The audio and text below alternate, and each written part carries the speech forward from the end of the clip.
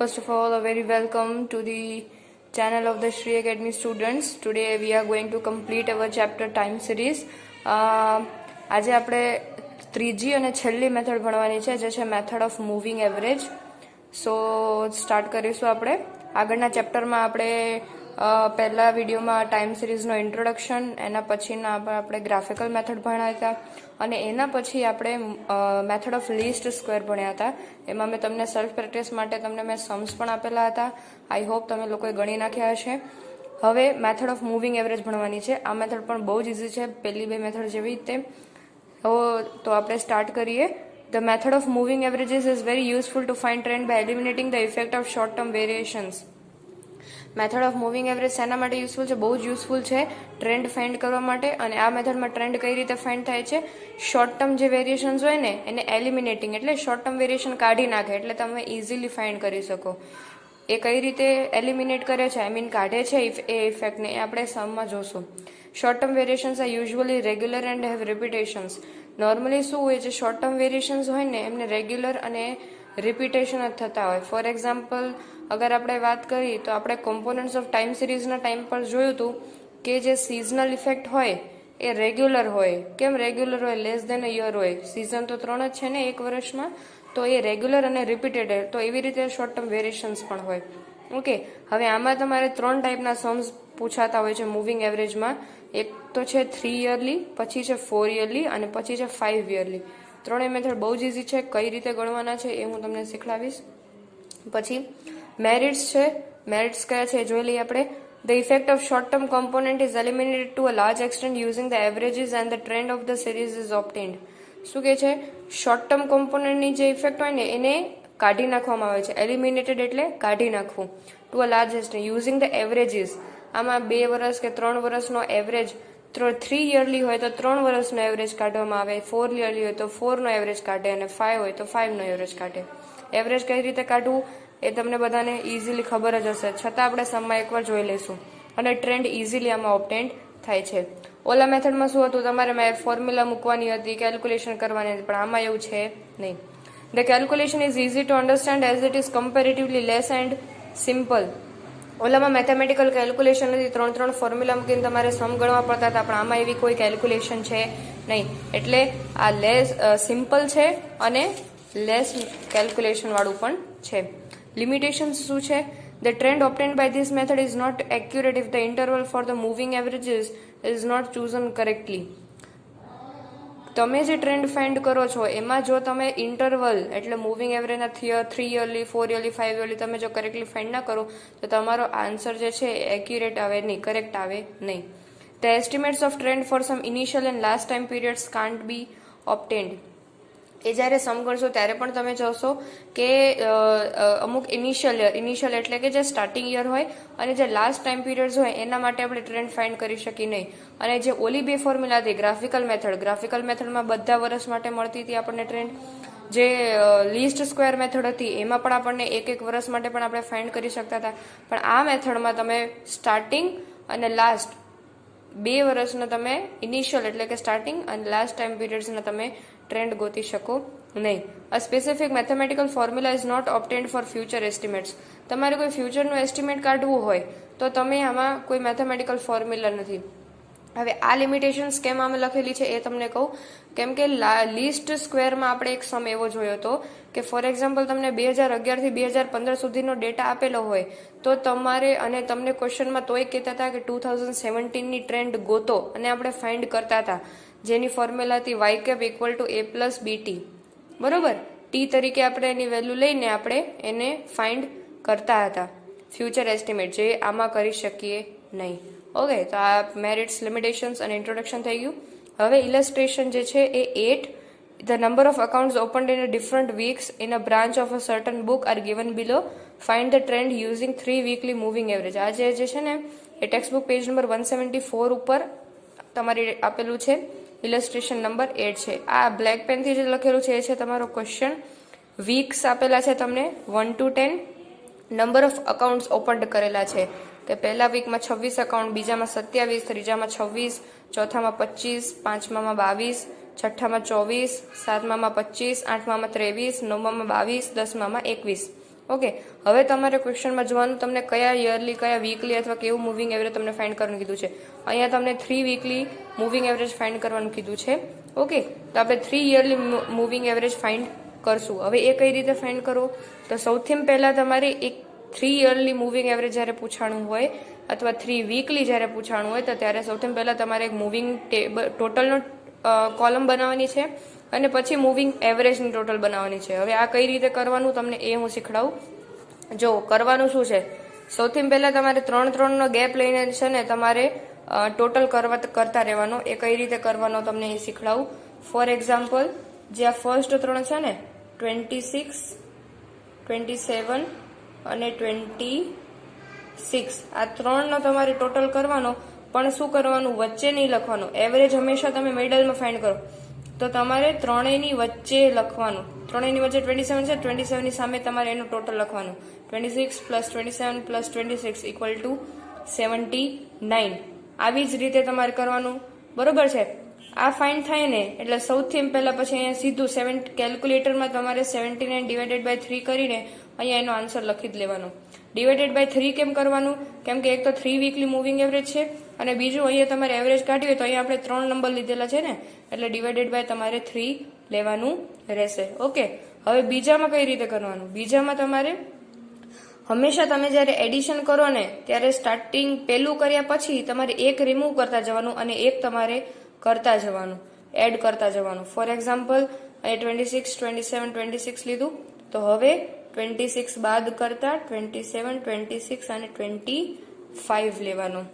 એક હાથ આના ઉપર રાખવાનો અને એક હાથથી તમારે કેલ્ક્યુલેશન કરતા રહેવાનું, જેથી કરીને તમે કન્ફ્યુઝન થાય નહીં. ઓકે, તો હવે આ 27, 26 અને 25 આ ત્રણેયને તમે એડ કરો એટલે તમારા 78 આવે. 78 / 3 = 26. હવે એ થઈ જાય, હવે પછી તમારે એકે લાઈન ગેપ નહીં કરવાની જ્યાં સુધી ટોટલ થઈ ન જાય તમારું. ઓકે, હવે પછી શું કરવાનું, 26, 25 ને 22, આને ત્રણેયનો ટોટલ 73, એનો આન્સર અહીંયા લખી નાખવાનો. 26 થઈ ગયું. હવે પછી શું કરવાનું, 26 થઈ ગયું એટલે 25, 22 ને 24, ત્રણેયનું ટોટલ લખો અને પછી ત્યાં / 3 કરીને એનો આન્સર લખો. પછી હવે 22, 24, 25, ત્રણેયનો ટોટલ અહીંયા લખો, / 3 કરીને એનો આન્સર અહીંયા લખવાનો. બરોબર છે.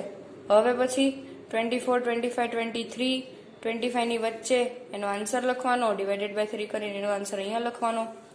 એના પછી જે 3 વધતા હોય ને એનો લખવાનો, 25, 23 ને 22, આનું લઈ 23 ને વચ્ચે અહીંયા એનો આન્સર લખી દીધું, / 3 કરીને અહીંયા એનો આન્સર. ઓકે, નાવ લાસ્ટ 23, 22 ને 21, આનો એવરેજ અહીંયા આવે એટલે 66 અહીંયા લખો ને / 3 કરીને અહીંયા. હવે તમે જુઓ તો આપણી પાસે 2 ડિજિટ વધ્યા છે, 22 ને 21. આગળ કોઈ આપણને ક્વેશ્ચનમાં ડિજિટ આપેલો છે નહીં, તો આપણે શું કરવાનું, એડ નહીં કરવાનો, એ ડેશ મૂકી દેવાનો તમારે. ઓકે, 3 યરલી હોય તો 3 નંબર કમ્પલસરી જ હોવા જ જોઈએ એડિશનમાં. 4 યરલી હોય તો 4 નંબર હોવા જોઈએ અને 5 યરલી હોય તો 5 નંબર હોવા જોઈએ. ક્લિયર? આ છે તમારું 3 યરલી મૂવિંગ એવરેજ નો સમ.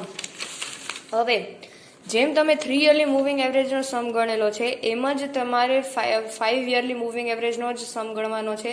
એમાં ફેર શું થાય તમને કહું. તમને ફોર એક્ઝામ્પલ આવી રીતે ડેટા આપેલો હોય ને તો તમારે 5 નો ટોટલ કરવાનો. આપણે આગળના જ સમમાં જોઈ લઈએ એકવાર કે ફોર એક્ઝામ્પલ આ જ ડેટા છે તો તમારે સૌથી પહેલા 5 ને ગણવાના, 26, 27, 26, 25, 22. આ 5 ને ગણ્યા ને, બરોબર છે, તો આ 5 નો વચ્ચે કયો હોય, ત્રીજો હોય, તો ત્રીજાની સામે તમારે એનો ટોટલ આ મૂવિંગ ટોટલ લખવાનો અને / 5 કરવાનું તમારે. બરોબર છે. ફરી એકવાર રિપીટ કરું, 5 યરલી હોય તો 5 નો ટોટલ કરવાનો, ત્રણેયના વચ્ચે લખવાનું અને વચ્ચે ટોટલ લખેલો હોય તો એને / 5 કરીને અહીંયા મૂવિંગ એવરેજ લખી નાખવાનું. એના પછી સેમ એવી જ રીતે કરવાનું, એક મૂકતું જવાનું અને એક લેતું જવાનું. બરોબર છે. અને ઓન ધ સ્પોટ તમને એ તો ખબર પડી જાય કે તમે ત્રીજાની વચ્ચે લખો એટલે ઉપલા પેલા 2 માં ડેશ આવે અને પેલા 2 માં ડેશ આવે એટલે નીચલા પણ 2 માં ડેશ આવે. તમારી ટેક્સ્ટબુકમાં ઇલસ્ટ્રેશન્સ આપેલા જ છે, તમે એમાં જોઈ શકો છો. In short, 3 yearly moving average અને 5 યરલી મૂવિંગ એવરેજ બંને સેમ છે. 4 યરલી મૂવિંગ એવરેજમાં સ્લાઇટ ડિફરન્સ છે એ શું છે તમને કહી દઉં. ઇલસ્ટ્રેશન 9 છે તમારો આ ટેક્સ્ટબુકનો. Find the trend using 4 monthly moving average for the following data showing monthly sales of a shop. અહીંયા તમને જુઓ લાસ્ટ સમમાં તમને ઇલસ્ટ્રેશનમાં તમને વીક આપેલા હતા 1 2 3 4. અહીંયા તમને મંથ આપેલા છે, સેલ્સ આપી દીધું છે વાય. તો અહીંયા તમને જ્યારે આવું આપેલું હોય ને તો ત્યારે તમારે ટી અહીંયા ફાઇન્ડ કરવું પડે. ઓકે, શું કરવું પડે તમારે? ટી અહીંયા ફાઇન્ડ કરવાનું, આપણે કરી જ નાખવાનું ટી. જ્યારે તમને આવી રીતે મંથ આપેલા હોય, બરોબર છે કે વીક્સ અને સન્ડે મંડે ટ્યુઝડે આપેલો હતો, ત્યારે તમારે ટી ની એક કોલમ અહીંયા બનાવી નાખવાની. આ ધ્યાન રાખજો. 4 મંથલી મૂવિંગ એવરેજ જે રહેશે તમારી, એમાં તમારે 3 કોલમ બનાવેલી રહેશે. પહેલી રહેશે 4 મંથલી મૂવિંગ ટોટલ, પછી રહેશે પેરવાઇઝ ટોટલ, પછી રહેશે 4 મંથલી મૂવિંગ એવરેજ. બરોબર છે. તમે ટી ની કોલમ લખો ભલે, પણ તમારે કેલ્ક્યુલેશન શેની કરવાની? તમારે આની જ કરવાની. અને બીજું તમને એક ડિફરન્સ બતાવી દઉં આ સમમાં, કે તમે આ સમમાં જોયું હશે કે મેં એક વેલ્યુ જે છે એ એક લાઈન છોડીને લખેલી છે, કેમ કે આ સમમાં તમારે જરૂર પડશે એટલા માટે. 3 યરલી મૂવિંગ એવરેજ અને 5 યરલી મૂવિંગ એવરેજમાં લખવું જરૂરી નથી, પણ આમાં જરૂરી છે. Okay, so let start. પહેલા 4 યરલી છે એટલે આપણે 4 ના ટોટલ કરશું. તો 5 3 7 6 5 3 7 6 ચારેનો ટોટલ કરો તમે તો તમારો ટોટલ થાય 21. હવે જોવા જઈએ તો ચારેનો વચલી લાઈન કઈ થાય? વચલી લાઈન આ થાય, 2 આ બાજુ અને 2 આ બાજુ. તો વચલી લાઈન આ થઈ. વચલી લાઈનમાં તમારે એનો ટોટલ લખવાનો. બરોબર. 4 યરલી મૂવિંગ એવરેજમાં સૌથી પહેલા તમારે કોલમ વાઇઝ તમારે છે ને કમ્પ્લીટ કરવાનો તમારો સમ, ઉતાવળ નહીં કરવાની. પછી 5 એક્સક્લુડ કરીને 3 7 6 અને 4 એનો ટોટલ થાય 20. પછી 7 6 4 8 25, 6 4 8 9 27, 4 8 9 10 31, 8 9 10 8 35 અને 9 10 8 9 36. છેલ્લા જે બે રહેશે એ એક્સક્લુડ થઈ જશે, કેમ કે બીજા આપણી પાસે નંબર છે નહીં. એક કોલમ કમ્પ્લીટ થઈ ગઈ. Now next column pairwise total. Pairwise ટોટલમાં શું થશે? હવે એ ધ્યાન રાખજો, આનો જે એવરેજ હતો આપણે 4 ના કાઢેલ, 4 વેલ્યુઝ ટોટલ કરીને આપણે આન્સર લખેલો હતો, એટલે આપણે 4 ને અહીંયા વચ્ચે લખેલું હતું. પણ હવે શું છે? હવે પેરવાઇઝ ટોટલ કર્યું છે. પેરવાઇઝ ટોટલ એટલે 2 ના ટોટલ થશે. તમે જે આન્સર લખેલા છે ને એમાં 2 ના ટોટલ થશે. તો આ બંનેનો ટોટલ કરો તમે 21 અને 20, તો એનો જે ટોટલ આવે એની વચલી લાઈનમાં લખવાનું રહેશે. Okay, 21 plus 20 41, 20 plus 25 45, 25 plus 27 52, 27 plus 31 58, 31 plus 35 66, 35 plus 36 71. Okay, હવે ત્રીજી કોલમમાં શું રહેશે? તમારો જે અહીંયા પેરવાઇઝ ટોટલનો જે આન્સર છે ને એને તમારે ડિવાઇડેડ બાય 8 કરવાના. હવે ક્વેશ્ચન થાય ને કે 3 યરલીમાં તો આપણે ડિવાઇડેડ બાય 3 કર્યા હતા, 5 યરલીમાં તો મેં કીધું કે 5 થી ડિવાઈડ કરવાનું, અને આમાં કેમ 8 થી કરવાનું? 8 થી એટલા માટે કરવાનું કે 4 તો તમે અહીંયા એડ કરેલા જ છે. ઓકે, તો 4 આના અને પછી 4 આમાં 4 આમાં 4 આમાં 4 બધામાં 4 4 લીધા. પછી પેરવાઇઝ ટોટલ, તમે પેરવાઇઝ ટોટલ કરેલો છે. પેરવાઇઝ ટોટલ એટલે શું થાય? પછી આના પણ 4 પ્લસ આના પણ 4 એટલે ટોટલ 8 થઈ જાય, એટલે ડિવાઇડેડ બાય આપણે 8 અહીંયા લઈ છીએ. ઓકે, સો બધાના answer 41 divide by 8 5.13, 45 divide by 8 5.63, 52 નું 6.5, 7.25, 8.25, 8.88. તો અહીંયા આપણી ત્રણેય મેથડ પૂરી થાય છે. 4 યરલી મૂવિંગ એવરેજ, 3 યરલી અને 5 યરલી. લાસ્ટલી અહીંયા તમારો સમ કમ્પ્લીટ થાય છે. બીજું મારે તમને એક એક્સ્ટ્રા કહેવાનું, તમારે સેલ્ફ પ્રેક્ટિસ માટે જો સમ ગણવા હોય એના માટે મેં તમને અહીંયા લિસ્ટ તૈયાર કરી દીધું છે. ઇલસ્ટ્રેશન 10 પેજ નંબર 176 ઉપર, એક્સરસાઇઝ 4.3 ના 4 સમ, સેક્શન ડી નો 11મો સમ, સેક્શન ઈ નો 3જો અને 5મો સમ, સેક્શન એફ નો 2જો અને 5મો સમ. સાથે તમને પેજ નંબર પણ આપેલા છે, એટલે તમારે તમારો ટાઈમ વેસ્ટ કરવો નહીં અને ફટાફટ તમારે તમારું હોમવર્ક કમ્પ્લીટ કરી લેવું. આટલા સમ ગણો એટલે તમને ઇઝી ગ્રીપ બેસી જાય. બીજું સ્ટુડન્ટ્સ વાત એ છે કે બોર્ડ એક્ઝામમાં તમને આ ચેપ્ટરમાંથી શોર્ટ નોટ પૂછાતી હોય છે. આ ચેપ્ટરનું વેટેજ છે 12 માર્ક્સનું, 12 માર્ક્સનું એક ચેપ્ટર છે. અને મેથડ્સ તમે બધાએ જોઈ લીધી છે. મેથડ્સ બહુ જ ઇઝી છે. MCQ પૂછાય છે, વન લાઇનર પૂછાય છે, પછી નાની મોટી થિયરી પૂછાતી હોય છે, અને 5 માર્કનો એક સમ પૂછાતો હોય છે. આવી રીતે કરીને 12 માર્ક્સનું વેટેજ છે આ ચેપ્ટરનું. તો 12 માર્ક્સના વેટેજમાં પછી લાસ્ટ જે આપણી મેથડ છે ને, મેથડ ઓફ મૂવિંગ એવરેજ, એમાંથી તમને હંમેશા તમે જ્યારે પેપર સોલ્વિંગ કરો ત્યારે પણ તમને ખબર પડશે કે આમાંથી છે ને શોર્ટ નોટ્સ પૂછાતી હોય છે. તો short note on method of moving average તમારે હાથે તૈયાર નથી કરવાની, મેં તમને તૈયાર કરેલી છે, તમારે ખાલી સમજી લેવાની છે. Okay, so let start. તમે જેમ હંમેશા યાદ રાખજો, અગર short note of method of moving average પૂછાય છે તો તમે જેમ સમ ગણો ને મેથડ ઓફ મૂવિંગ એવરેજનો, એવી જ રીતે તમારે અહીંયા શોર્ટ નોટ લખવાની છે, અને એવી જ રીતે અહીંયા સ્ટાર્ટ થશે શોર્ટ નોટ. જોઈ લઈએ ચલો.